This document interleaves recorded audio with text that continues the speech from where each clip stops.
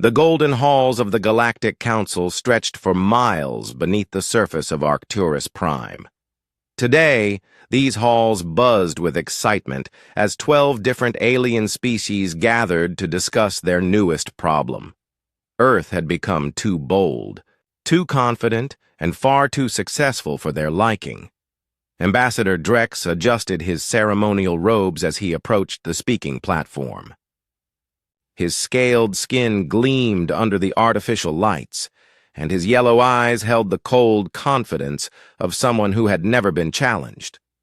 The Calvan Empire had ruled this sector of space for over 2,000 years, and they had no intention of letting a young species change that. "Fellow council members," Drex began, his voice carrying easily through the vast chamber, "we gather today to address a growing threat to our established order. The humans of Earth have spread beyond their original system without our permission. They have established 17 colonies in territories that belong to us." The other ambassadors nodded in agreement. The Zephyrians, with their blue-tinted skin and elegant features, whispered among themselves.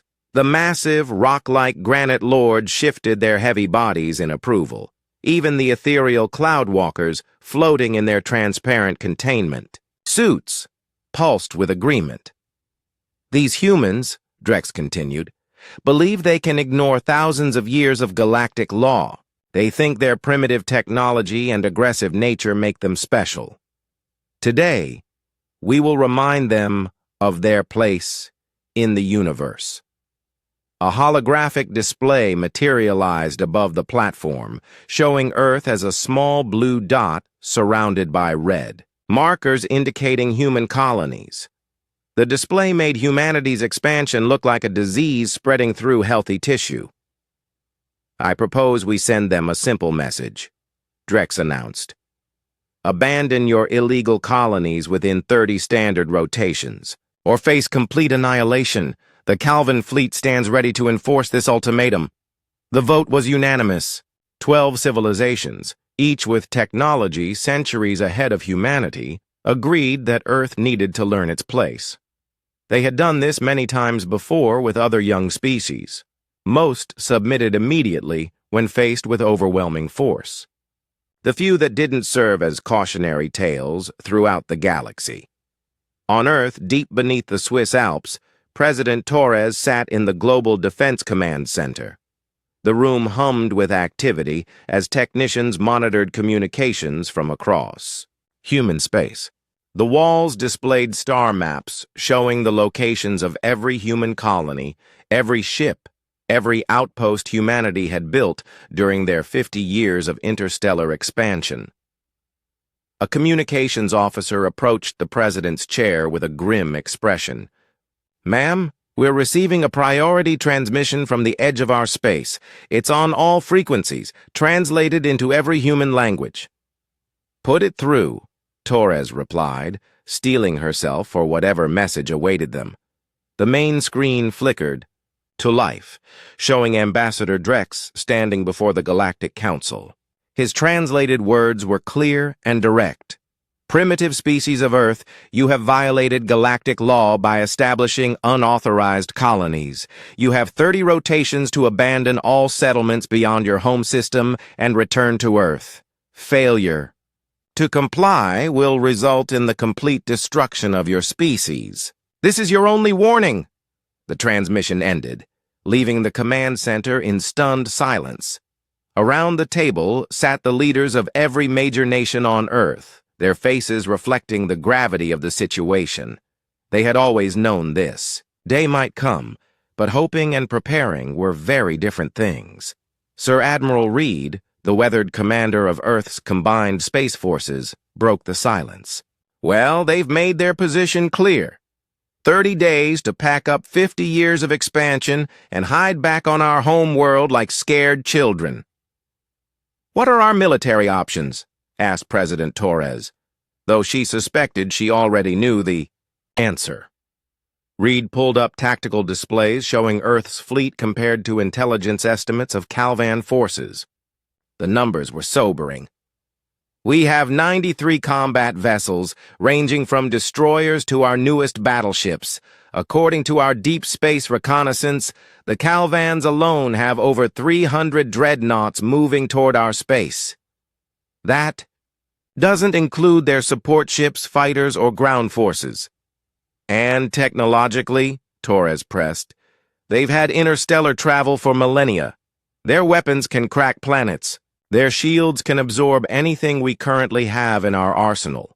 In a direct confrontation, we'd last maybe an hour. The room fell silent again as the reality of their situation sank in. Humanity had spent half a century reaching for the stars, building new worlds, creating a future among the cosmos. Now they faced the choice between abandoning everything they had built or fighting a war they couldn't possibly win.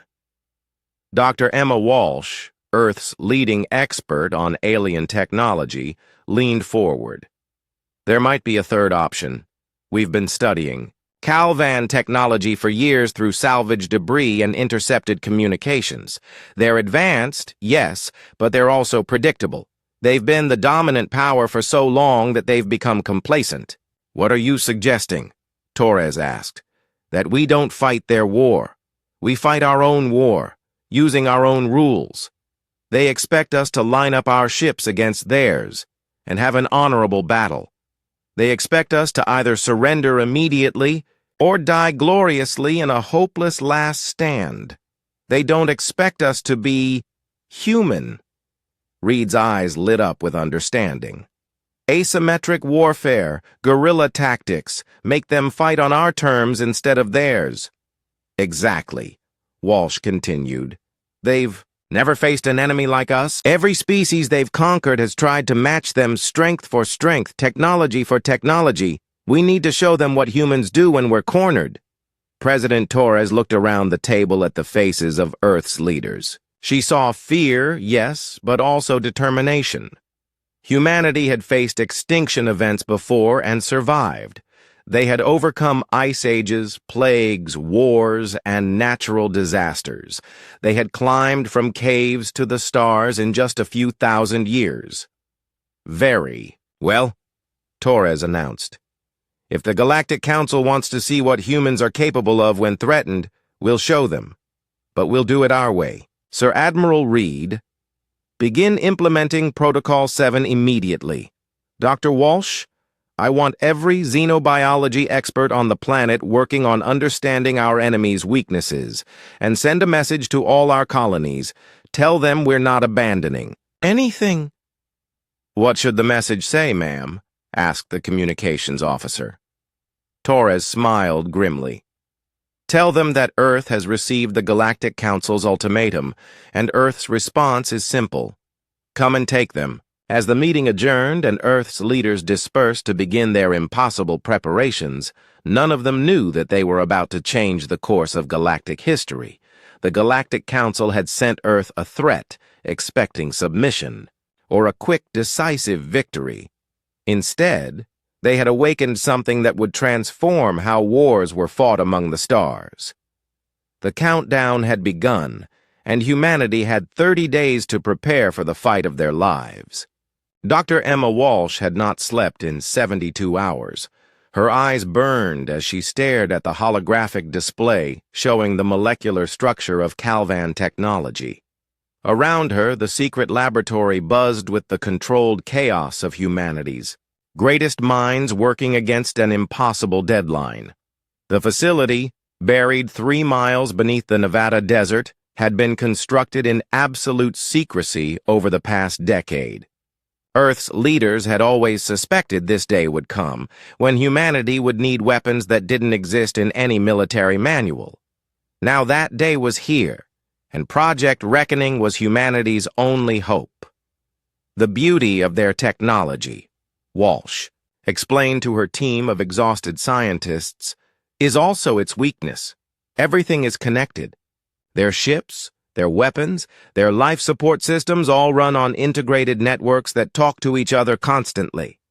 They've built the perfect system for a civilized galaxy where everyone plays by the same rules. Her assistant, a young physicist, named David, rubbed his tired eyes. But we don't play by those rules. Exactly. While they've been perfecting their technology for thousands of years, we've been perfecting something else entirely. We've been learning how to break things. The first phase of humanity's response was already in motion across the solar system. At Luna Base, engineers worked around the clock to retrofit cargo ships with hidden compartments. From the outside, these vessels looked like standard evacuation ships, complete with fake passenger manifests and distress signals. Inside, they carried something the aliens would never expect. Tom Rodriguez supervised the loading of what appeared to be ordinary shipping containers. Each container held not supplies or refugees, but highly trained soldiers equipped with weapons designed specifically for fighting inside alien spacecraft. These weren't ordinary Marines either. They were volunteers who had undergone experimental modifications to survive in alien environments and combat situations no human had ever faced before. Remember, Tom addressed his squad as they prepared for deployment. Once we're inside their ships, we're in their world. But that doesn't mean we play by their rules. They expect boarders to try to capture their ship or steal their technology. They don't expect us to turn their own systems against them. Each soldier carried a backpack filled with what looked like random electronic components. In reality, these were nanomachines programmed with one simple mission: learn the alien systems, then corrupt them in the most creative ways possible. The nanobots had been tested on captured Calvan technology and had proven capable of turning their advanced computers into something resembling abstract art.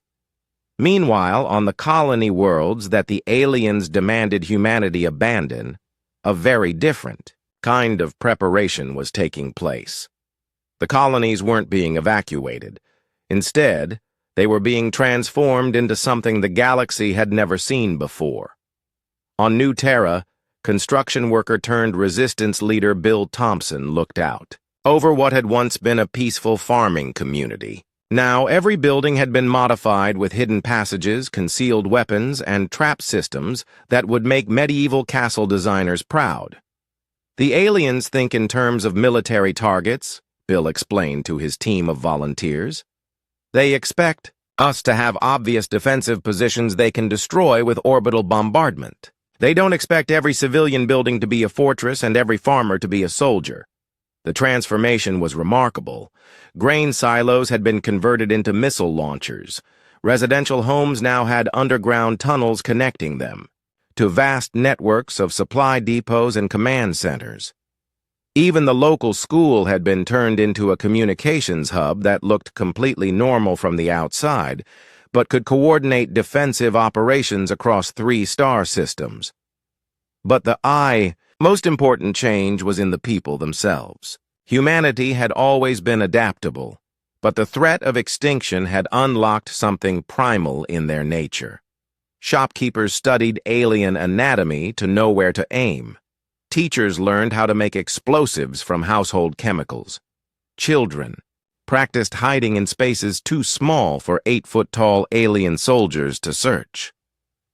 Back on Earth, President Torres received regular updates on the preparations.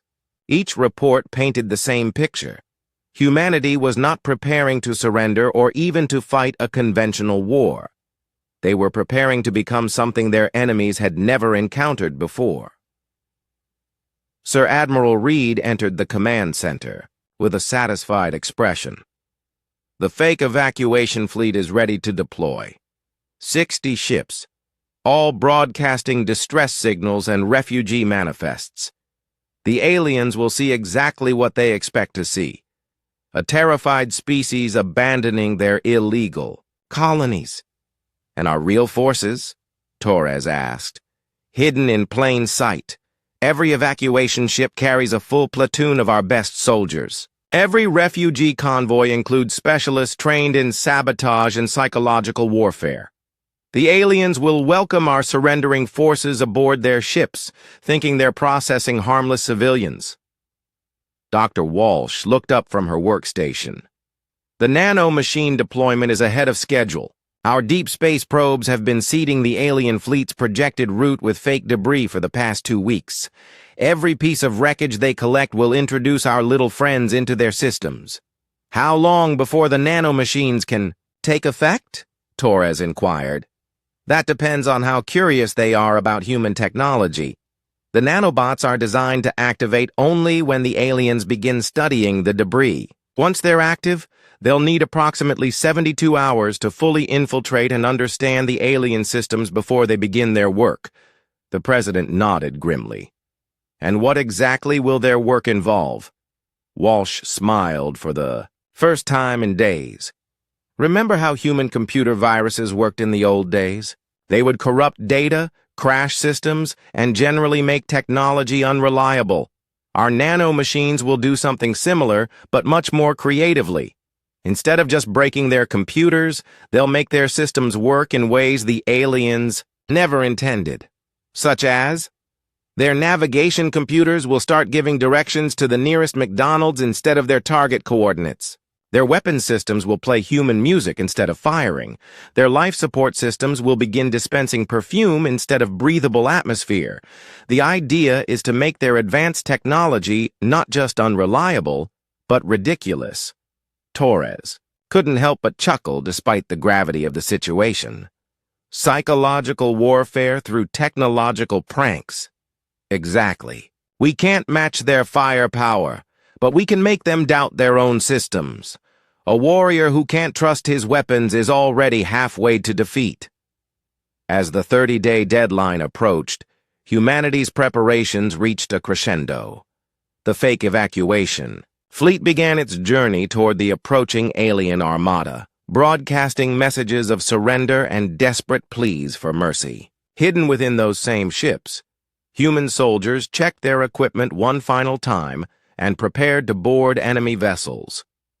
On the colony worlds, civilians finished their final preparations and settled in for what would either be the shortest war. In galactic history, or the beginning of humanity's greatest victory, they had turned their peaceful settlements into elaborate traps designed to frustrate, confuse, and terrify an enemy that had never faced genuine resistance. The Calvan fleet detected the approaching evacuation vessels exactly as expected. Their commanders felt the familiar satisfaction of another young species learning its place in the galactic order. They prepared to receive the surrendering humans and process them according to standard protocols. What they didn't know was that humanity had spent 30 days not preparing to surrender, but preparing to teach the galaxy a lesson about what happened when you threatened a species that had evolved by fighting everything on their planet and winning. The Galactic Council had sent Earth an ultimatum. Earth was about to respond with something the galaxy had never seen before. Human ingenuity weaponized by human determination and backed by humanity's absolute refusal to go quietly into extinction. Admiral Corvin of the Calvan Empire felt satisfaction wash over him as his massive dreadnought entered the human colony system of New Terra. His bridge crew moved with practiced efficiency, their scaled faces showing the calm confidence of superior beings handling a routine operation. The humans had surrendered as expected, and now came the simple task of occupying their abandoned worlds. Through the main viewport, New Terra looked exactly as intelligence reports had predicted. The planet's major cities sat dark and silent, their lights extinguished, and their orbital defenses powered down. No ships rose to challenge the invasion fleet, no desperate last-minute attacks launched from the surface, just empty settlements, waiting to be claimed by their rightful owners. "Sir," reported his tactical officer, "we're detecting the evacuation ships on the edge of the system. They're broadcasting standard surrender protocols and requesting permission to approach for processing." "Granted," Corvin replied without looking up from his tactical display. "Have them dock with processing ships 7 through 12, standard refugee screening procedures." The Admiral watched with mild interest as the human evacuation vessels slowly approached his fleet. Their ships were crude by Calvan standards, held together with what looked like spare parts and desperate hope. It was almost pitiable how these primitive beings had thought they could challenge the established order of the galaxy. What Admiral Corvin didn't notice was the subtle way some of the evacuation ships positioned themselves near his fleet's command vessels. He didn't see the carefully concealed weapon ports that had been disguised as damage from hasty evacuation procedures. Most importantly, he didn't realize that every piece of debris his ships had collected over the past 2 weeks was about to introduce his advanced technology to human creativity. Deep within the Calvan flagship, the nanomachines that Dr. Walsh had designed finally activated.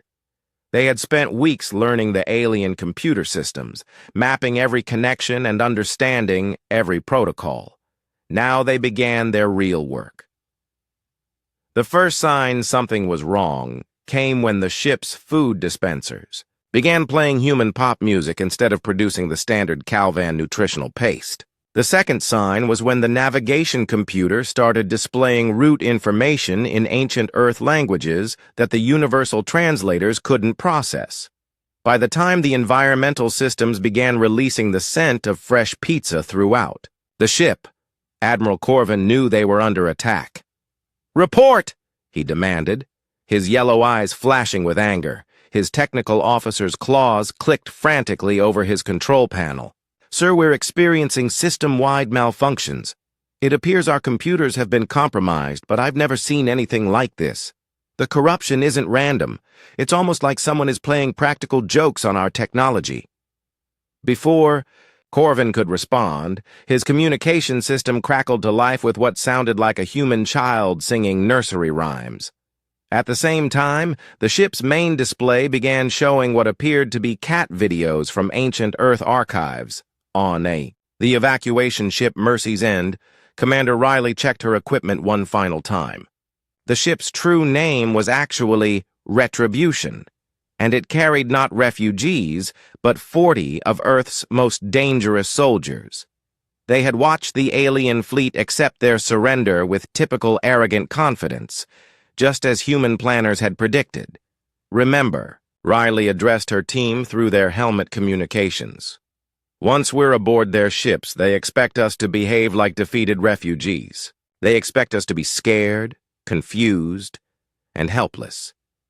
Let's give them exactly what they expect, until we don't." The docking procedure went smoothly. Calvan soldiers, each standing 8 feet tall in gleaming armor, escorted what they believed were human refugees through the corridors of their ship. The humans kept their heads down and shuffled along like beaten prisoners, playing their roles perfectly.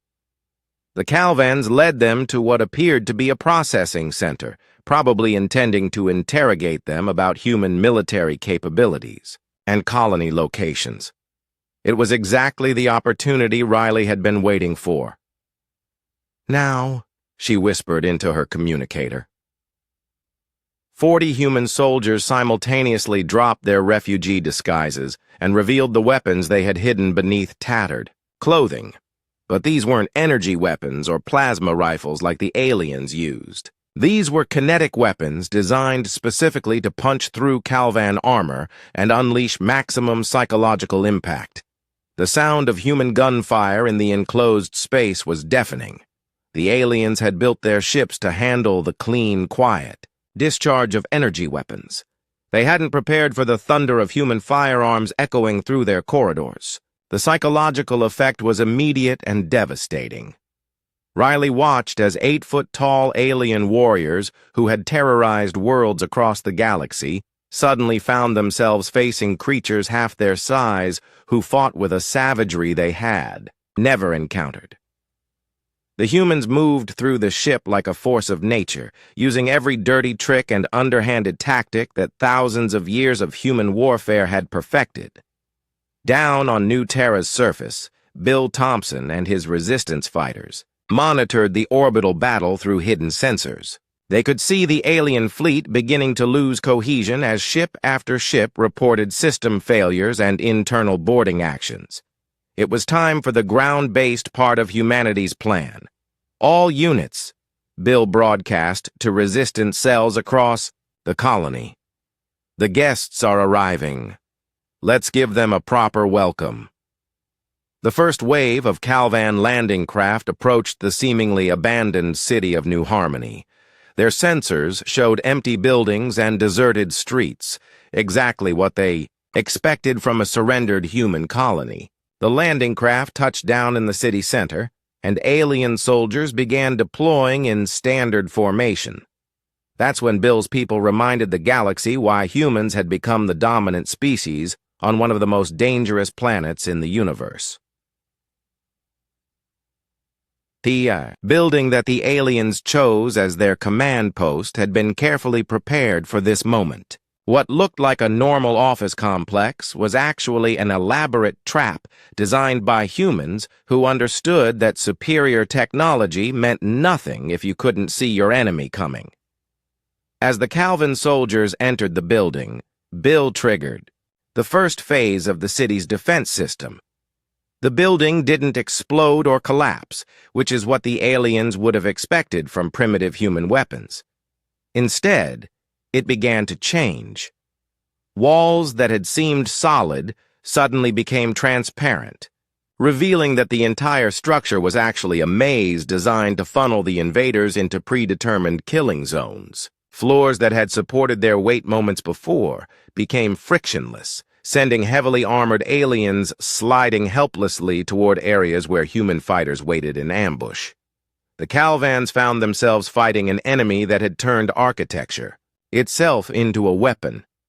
Every room they entered presented new horrors, gravity fields that suddenly reversed, sending them crashing into ceilings, floors that became quicksand, walls that closed in like ancient crushing traps. But the most terrifying aspect of the human defense wasn't the technology or the traps. It was the humans themselves. The aliens had expected to fight soldiers, but instead found themselves battling teachers, farmers, shopkeepers, and children who fought with the desperate creativity of cornered animals. A Calvan squad commander watched in horror as what appeared to be a human child, no more than 12 years old, somehow disabled his squad's armor with nothing more than a modified gaming device and a thorough understanding of alien technology that no primitive species should possess. Another squad found themselves trapped in what had once been the local library, now converted into a labyrinth where every book was actually a disguised weapon and every shelf could become a barricade at a moment's notice. The humans who ambushed them there fought with makeshift weapons that shouldn't have been effective against advanced armor, but somehow were. By the end of the first day of occupation, Admiral Corvin's invasion had become a nightmare. His fleet was crippled by nanomachine infections that turned their advanced computers into sources of confusion and embarrassment. His ground forces were pinned down in cities that had become elaborate death traps. His boarding parties had been repelled by refugees who turned out to be elite soldiers in disguise. Worst of all, his communications with other Calvan fleets reported similar disasters occurring throughout human space. Every human colony had become a fortress. Every evacuation ship had become a Trojan horse. Every surrendering civilian had become a potential saboteur. The humans hadn't tried to match Calvan technology or tactics. Instead, they had done something far more dangerous. They had remained human. 3 months had passed since the Calvan Empire's invasion of human space began, and Admiral Corvin no longer felt like the commander of a conquering fleet. He felt like prey being stalked by predators he couldn't see or understand. His once mighty armada of 300 dreadnoughts had been reduced to fewer than 50 operational vessels, and those that remained were barely holding together. The nanomachine infections had spread throughout his fleet like a digital plague. Ships that had functioned perfectly for centuries now suffered from what the humans apparently called creative malfunctions. His flagship's artificial intelligence had begun speaking only in Earth poetry. The weapon systems on 3 destroyers would only fire in patterns that spelled out rude words in human languages. Most embarrassing of all, the main display in his ready room now showed a continuous stream of videos featuring small Earth animals doing amusing things. "Sir," his communications officer reported with barely contained frustration, "we're receiving another transmission from the human resistance. They're broadcasting on all frequencies again." Corvin's scaled hide rippled with anger. The humans had begun sending regular messages to his fleet, not demanding surrender or negotiating terms, but simply mocking them. Today's message featured what appeared to be human children singing songs about alien soldiers being afraid of the dark. The psychological effect on his crew was devastating, but the real nightmare was happening aboard his ships themselves. The refugee vessels had delivered their deadly cargo with surgical precision. Human boarding parties had taken control of 17 Calvan ships, not through superior firepower, but through tactics that violated every civilized rule of warfare. Commander, Riley had turned the captured dreadnought Eternal Victory into humanity's newest asset. She stood in what had once been the ship's bridge, now converted into a command center that would have seemed impossible to the original Calvan designers. Human technicians worked alongside modified alien systems, creating hybrid technology that shouldn't have been able to function but somehow performed better than either species could achieve alone. "Status report?" Riley requested from her newly integrated crew of humans and former Calvan prisoners who had joined the human cause. Tech specialist Murphy, a former computer programmer from New Terra, looked up from his modified alien console. "The Calvan fleet is down to 47 operational ships. Our infiltration teams have successfully sabotaged their supply lines, and their morale is at rock bottom. They're calling for reinforcements. But something interesting is happening." "What kind of interesting?" Riley asked. "Their reinforcement fleets are being intercepted, not by our ships, but by other species. It seems word has gotten out about how the mighty Calvan Empire is being defeated by primitive humans, and some of their old enemies are getting bold." Riley smiled grimly. This was exactly what Earth strategists had hoped would happen. The Galactic Council's power had always been based on fear and the assumption that resistance was futile. Once that assumption was broken, the entire system would begin to collapse. Meanwhile, on the surface of New Terra, the ground war had evolved into something that would have fascinated military historians and terrified invasion planners. Bill Thompson's resistance had transformed the entire planet into a weapons system that used the invaders' own assumptions against them. The Calvans had expected to fight human soldiers in fortified positions. Instead, they found themselves in an endless guerrilla war against an enemy that treated the entire planet as their weapon. Farmers used modified agricultural equipment to create traps that could disable armored vehicles.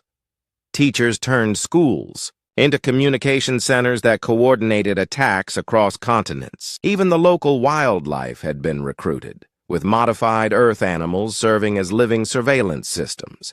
But the most effective human weapon was fear itself.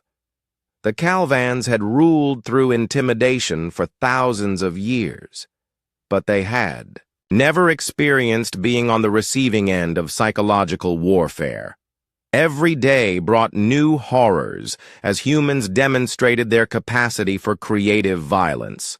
A Calvan patrol would enter what appeared to be an abandoned building, only to find themselves trapped in a maze where the walls moved, the floors disappeared, and hidden speakers broadcast the sounds of human laughter. Another squad would set up camp in a seemingly safe area, only to wake up and find that human infiltrators had somehow rearranged all their equipment into embarrassing patterns while they slept.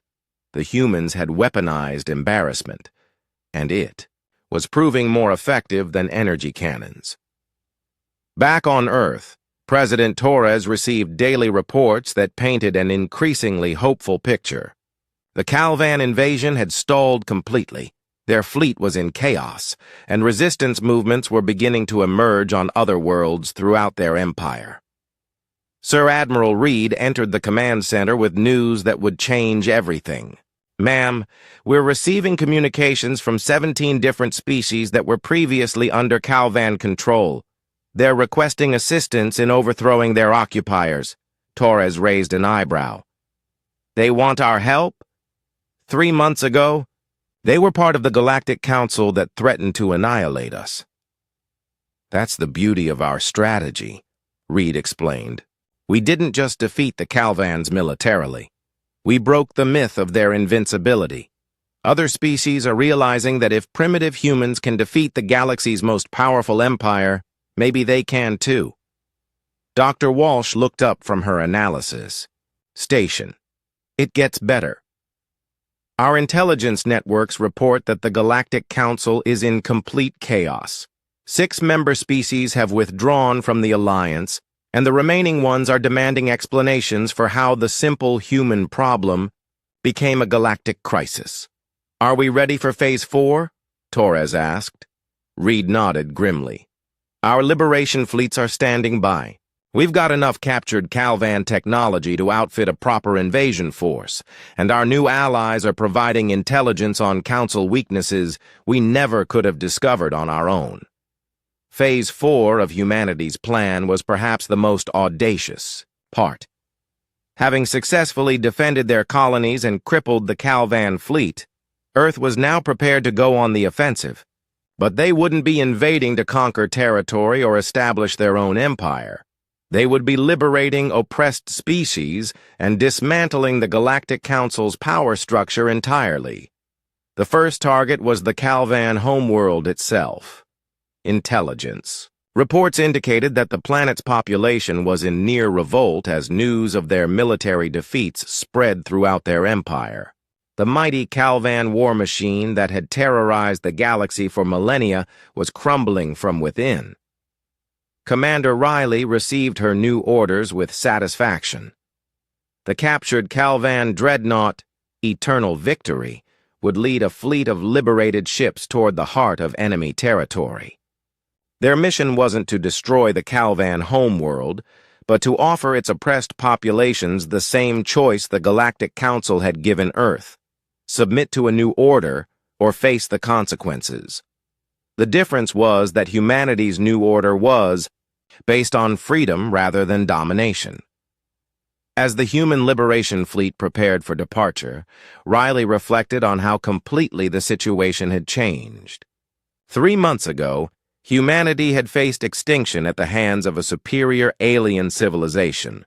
Today, they were leading a galactic revolution that would reshape interstellar politics for generations to come. The Galactic Council had sent Earth a threat, expecting quick submission or easy victory. Instead, they had awakened something that would haunt their nightmares. Humans who refused to be victims, who turned their weaknesses into strengths, and who treated impossible odds as merely interesting challenges. The hunters had become the hunted, and the galaxy would never be the same. The great assembly hall of the Galactic Council had never been so quiet. Where once the voices of 12 powerful civilizations had echoed with confident authority, now only whispers and nervous shuffling filled the air. Ambassador Drex stood at his usual position, but his scaled hide had lost its golden luster, and his yellow eyes darted nervously toward the main viewing screen. Today's emergency session had been called to address what many council members privately called the human problem, though none dared speak the words aloud anymore. In 6 months, what should have been a simple punishment of an upstart species had become the greatest disaster in galactic history. The holographic displays around the chamber told a story that none of the assembled aliens wanted to acknowledge. Red markers showed former Calvan territories now under human protection. Blue indicators marked species that had openly declared independence from council authority. Most frightening of all, green symbols represented human fleets operating throughout. the galaxy, with the apparent support of local populations. Honored council members, Drex began, his voice lacking its former confidence, we face an unprecedented situation. The Calvan Empire, our most powerful member state, has suffered complete military and political collapse. Their homeworld has declared independence and established a democratic government based on human political models. The Zephyrian ambassador, her blue-tinted skin pale with fear, spoke up. How is this possible? The Calvans had the most advanced military in the galaxy. Their technology was superior to anything the humans possessed. That was our mistake, replied the massive Granite Lord representative, his rocky voice rumbling with frustrated anger. We measured them by our standards. We expected them to fight like civilized beings. Instead, they fought like the primitive savages they are. Before anyone could respond, the chamber's main screen activated without authorization. President Torres appeared, flanked by representatives from over 30 different species. She sat in what appeared to be the former Galactic Council chamber, on Arcturus Prime, now serving as headquarters for something called the Terran Federation.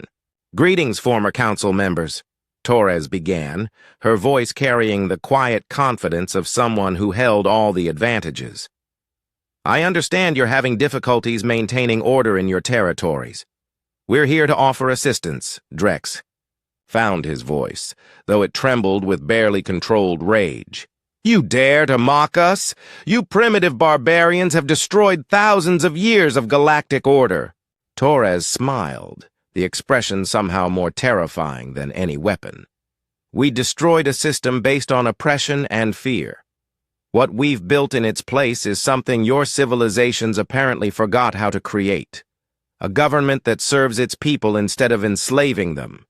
Sir Admiral Reed stepped forward, his uniform now bearing the insignia of the Terran Federation Defense Force. The former Calvan territories have voted overwhelmingly to join our federation. They've experienced 6 months of freedom from your authoritarian rule, and they have no interest in returning to their former status as subjects. This is impossible, declared the ethereal Cloudwalker representative, his containment suit pulsing with agitation. Young species cannot simply overturn the established order. There are rules, protocols, thousands of years of precedent.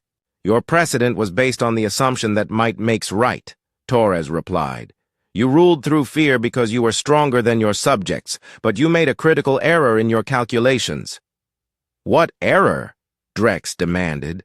You assumed that humans would remain weak.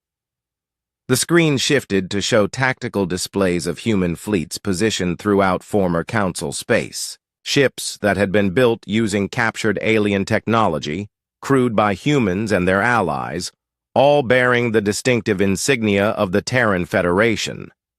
The numbers were staggering. In 6 months, humanity had gone from having fewer than 100 combat vessels to commanding a fleet larger than the entire former Galactic Council. We studied your technology, Torres continued, but more importantly, we studied your societies. Every species under your rule was forced to suppress their natural abilities and conform to your standards. The Zephyrians are brilliant engineers, but you forced them to use only approved designs. The Granite Lords are master strategists, but you limited them to predetermined battle plans. The Cloudwalkers are natural diplomats, but you reduced them to mere message carriers. The camera panned to show representatives of these species sitting alongside humans in positions of genuine authority, not as subjects, but as equals. When we offered them partnership instead of domination, they showed us capabilities you never allowed them to develop. Combined with human adaptability and our refusal to accept limitations, we've created something your rigid hierarchies could never achieve. Commander Riley appeared on screen, standing on the bridge of what had once been a Calvan dreadnought. The revolution isn't being led by humans alone. We're simply the catalyst that showed other species what was possible. Today, 67 former Council worlds have declared independence. 43 have formally requested to join the Terran Federation. The Council chamber erupted in panicked discussions. Drex slammed his clawed hand on his speaking platform, demanding silence. You cannot simply dissolve galactic civilization. There must be order. There must be hierarchy. There is order, Torres replied calmly. But it's based on cooperation rather than coercion. There is hierarchy, but it's based on competence rather than fear. And there is law.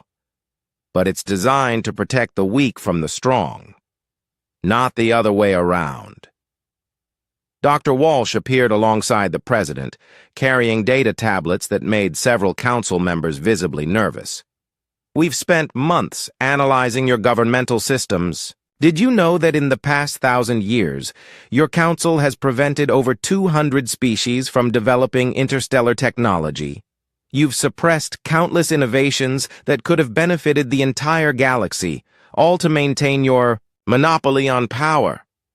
Those species weren't ready for advanced technology, the Zephyrian ambassador protested weakly.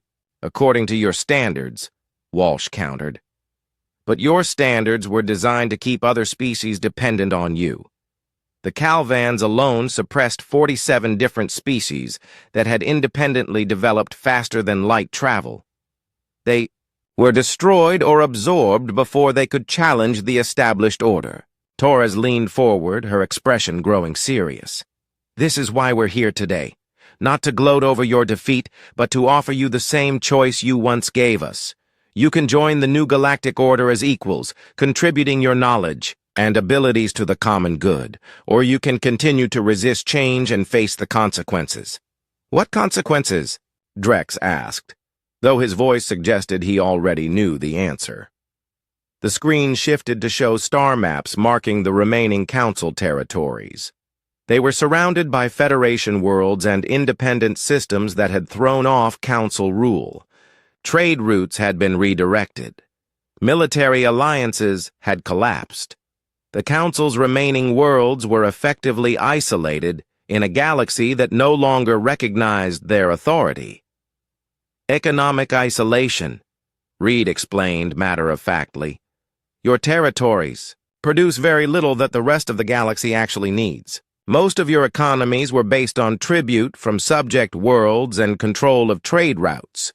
Without those advantages, your remaining worlds are facing shortages of everything from food to fuel. You're forcing us to choose between surrender and starvation, accused the Granite Lord representative. We're offering you the chance to participate in a galaxy where your contributions matter more than your military strength, Torres corrected. The Zephyrians who joined us have revolutionized our engineering capabilities. The Granite Lords who chose cooperation over conquest have become brilliant strategic advisors. Even former Calvan officers have found meaningful roles in our defense forces. Drex looked around the chamber at his fellow council members, seeing defeat in every face. The mighty alliance that had ruled the galaxy for millennia was crumbling before his eyes, undone not by superior technology or overwhelming force, but by the simple human concept that government should serve its people rather than exploit them. And if we refuse? He asked quietly. Torres's expression remained neutral, but her words carried the weight of absolute certainty. Then you'll discover what happens when the galaxy's newest superpower decides you're irrelevant. We won't invade your worlds or destroy your fleets. We'll simply ignore you while we build a better future with species who understand that cooperation is stronger than domination. The transmission ended, leaving the council chamber in stunned silence. Around the table, the representatives of 12 civilizations that had once commanded the galaxy faced the reality that their age had ended. Not with a glorious final battle or dramatic last stand, but with the quiet recognition that they had become obsolete. One by one, the council members began to speak. The Zephyrian ambassador was the first to formally request negotiations for joining the Terran Federation. The Cloudwalkers followed, then others. By the end of the session, only 3 council species remained committed to the old order, and even they seemed to understand it was only a matter of time. 6 months after the Galactic Council had sent Earth an ultimatum demanding submission, the last council meeting in history ended with its surviving members begging for the privilege of joining the human-led federation that had replaced them. As President Torres often remarked in her later memoirs, the greatest victory in human history hadn't been won through superior firepower or advanced technology. It had been won by showing the galaxy something it had forgotten existed, a government that made its people stronger instead of keeping them weak. The Council had threatened Earth with annihilation. Earth had responded by offering the galaxy something it had never experienced before: freedom. And once the galaxy had tasted freedom, there was no going back to the old ways of fear and oppression. The age of the Galactic Council was over. The age of the Terran Federation had begun.